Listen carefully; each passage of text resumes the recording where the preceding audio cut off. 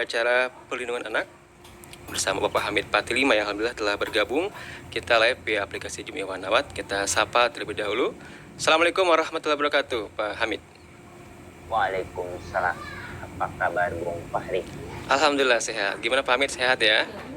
Alhamdulillah sehat. Baru balik dari Samarinda. Di sana ada BIMTEK, Konvensi Hak Anak, pesertanya wartawan ke Kalimantan. Ada 2 metode, langsung dan ada yang lewat online. Terpaksa harus ke Samarinda. Di saat orang-orang pada nggak boleh terbang nih, Pak Hamid bebas terbang kemana-mana nih. Masih boleh ya? Insya Allah mengikuti protokol kesehatan yang pertama dipastikan kita harus memiliki surat vaksin ya? Sertifikat vaksin 1 atau 2, lalu yang kedua kita harus lulus PCR, jadi tidak ada lagi antigen, langsung PCR ya. Alhamdulillah sudah memenuhi syarat, akhirnya lancar kemana-mana Pak Hamid ya. Hari ini akan membahas tema mengenai strategi penghapusan kekerasan terhadap anak.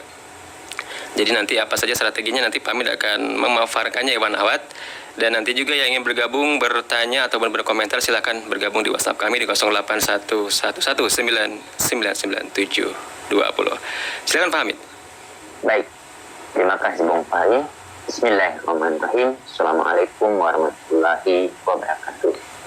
Pendengar Radio Rasil dan media Rasil TV di mana saja berada, alhamdulillah kita masih diberi kesempatan oleh Allah untuk berbagi informasi, terutama pendengar yang ada di Kota Batam, Kota Palembang, Kota Pontianak, lalu Kota Sukabumi, di Jabodetabek, Kota Semarang, Magelang, Yogyakarta, Bondowoso, dan Banyuwangi.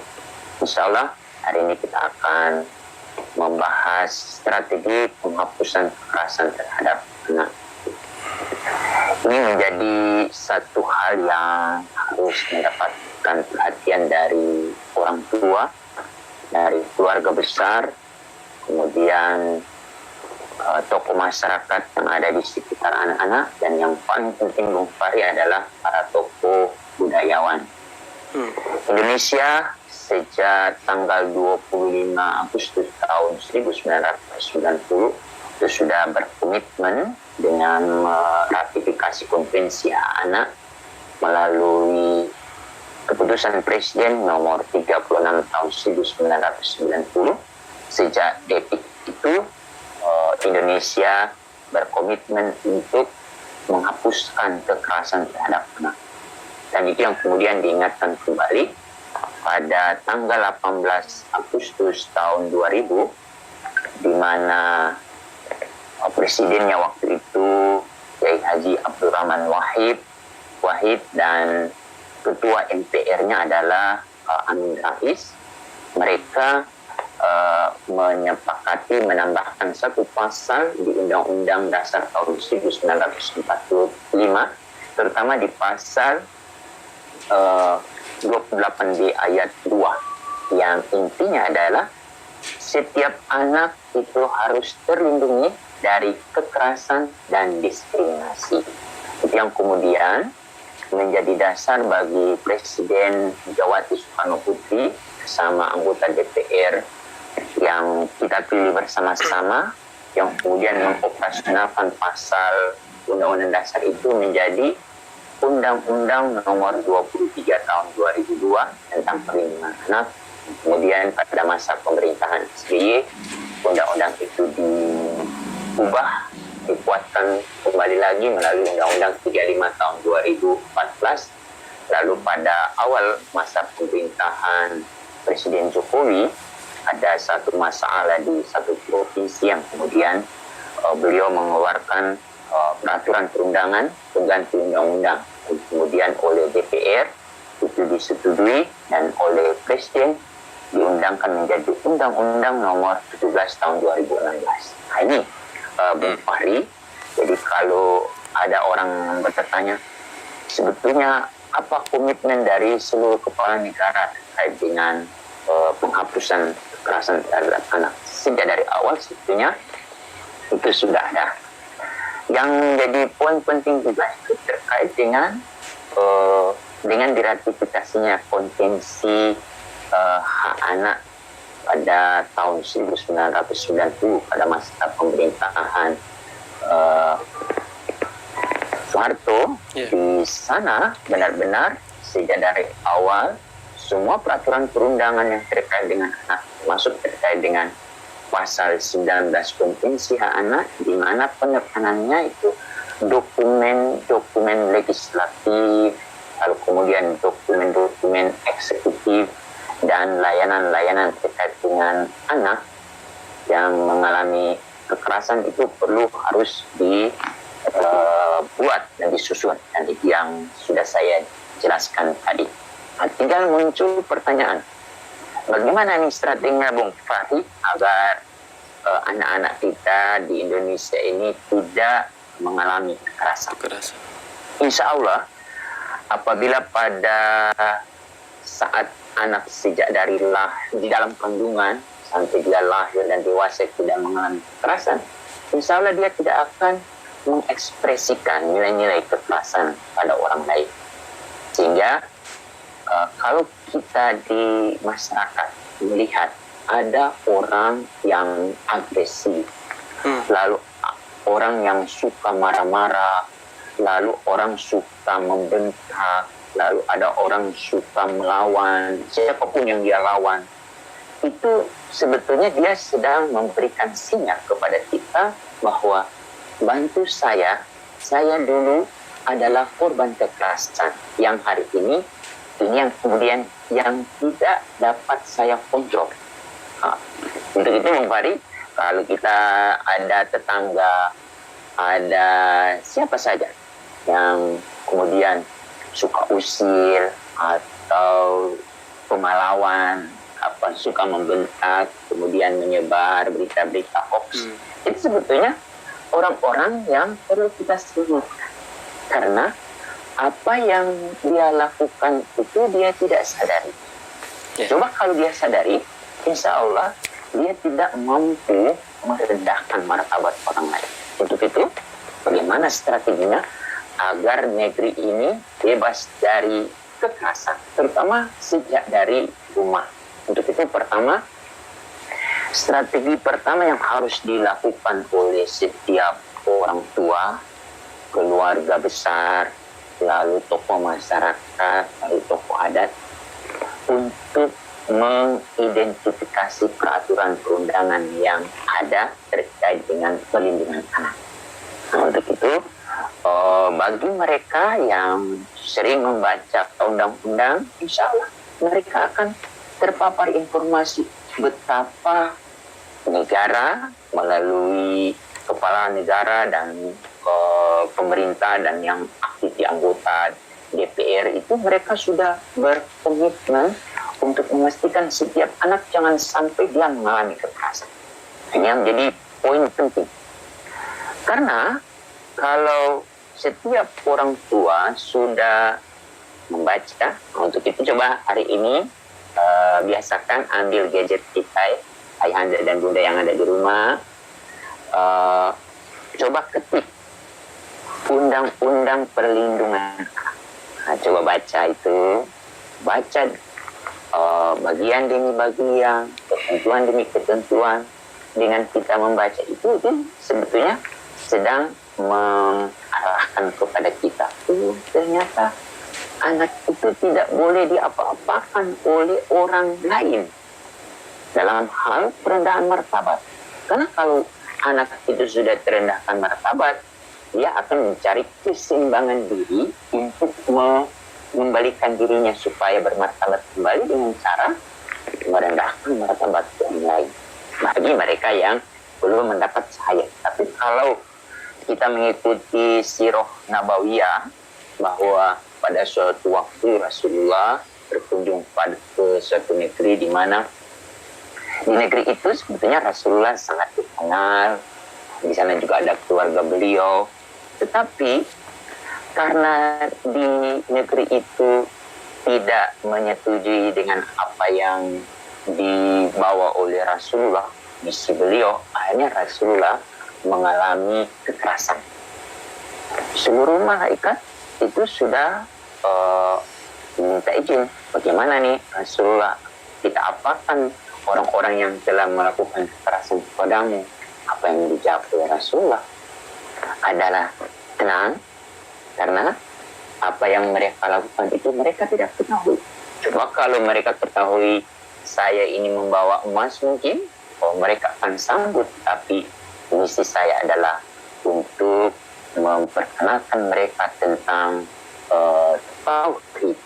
Dan itu yang mereka tolak, dan Rasulullah hanya berdoa semoga dari sudi orang-orang yang ada di negeri itu untuk mengeluarkan anak-anak yang berkualitas, yang selalu mengucapkan la ilaha illallah Muhammad Rasulullah. Dan ini poin penting yang perlu kita bangun bersama-sama. Kalau di Al-Quran, poin-poin bagaimana kita jangan sampai merendahkan martabat orang tua, ada itu berkata saja tidak boleh. Itu berarti sejak dari awal jangan sampai anak itu mendapatkan referensi kata dari mulut ayah ibunya, agar pada saat dia usia 40 tahun dan ibunya masih ada di rumah, dia jangan sampai terlontar kata-kata apabila kalau anak itu dimintai bantuan oleh bundanya. Sampai begitu Bung Fahri. Agar jangan sampai anak-anak itu mengalami kekerasan dari orang dewasa. Dan karena kalau dia mengalami kekerasan itu nanti akan dibalikan. Bagaimana dengan cara kita untuk supaya agar kita tidak mudah tersulut emosi atau mudah untuk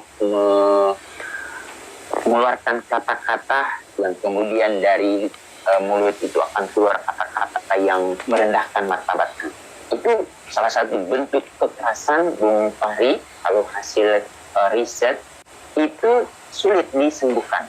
Kalau luka dipukul atau sampai kemudian menyebabkan trauma fisik, itu langsung bisa kasih obat merah sembuh. Tetapi yang masih tertinggal itu adalah sakit hati, dan sakit hati ini akan berpengaruh kepada kepercayaan diri.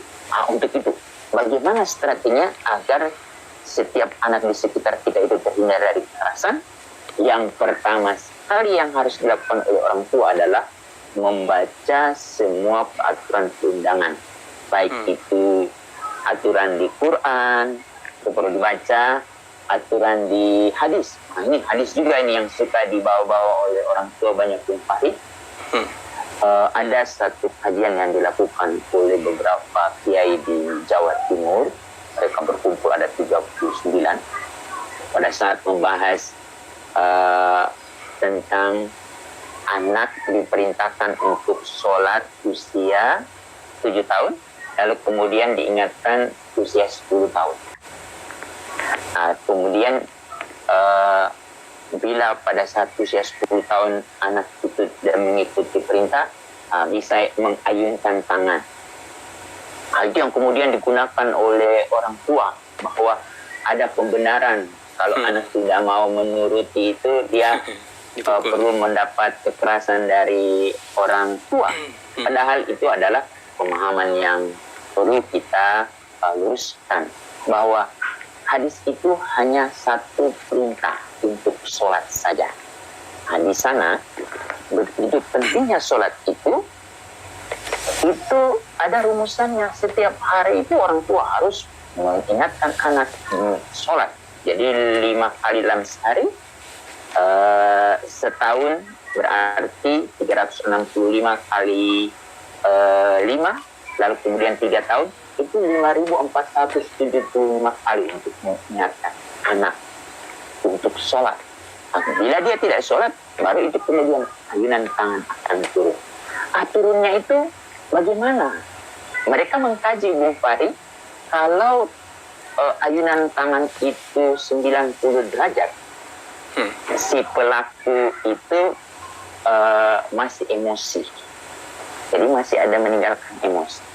Bagaimana kalau 45 derajat? Masih. 30 derajat masih terasa sakit. Jadi yang poin penting itu anak itu untuk diingatkan untuk sholat didorong dengan catatan yang mendorong itu harus sholat lebih dulu. Contohnya. Itu yang tidak banyak disosialisasikan oleh para ustadz. Yang ada itu hanya letterlah dari hadis itu. Ini yang kemudian perlu dikaji. Karena jangan sampai terjadi perendahan martabat makhluk yang diciptakan oleh Allah, yang menjadi poin penting.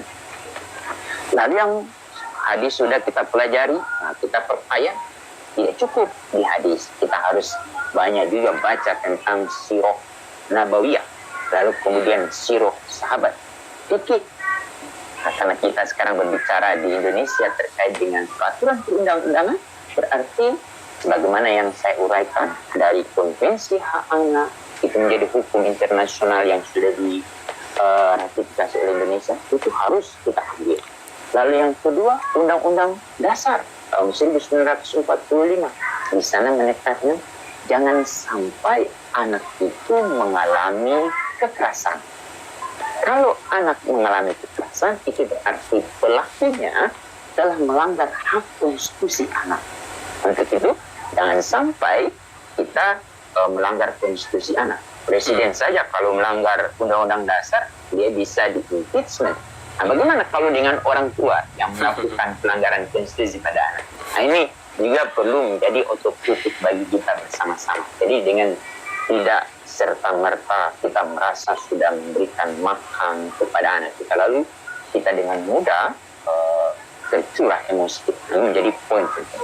Selanjutnya, Bung Fahri, adalah memastikan bagaimana program-program yang ada di negeri ini kita upayakan, kita tahu. Dan yang terakhir terkait dengan strategi pertama ini adalah bagaimana kita menegakkan aturan. Siapa yang pertama sekali menegakkan aturan ini? Kalau bukan ayah ibu di rumah, untuk selalu memastikan anak-anak yang ada di sekitar kita itu tidak mengalami kekerasan. Itu strategi pertama.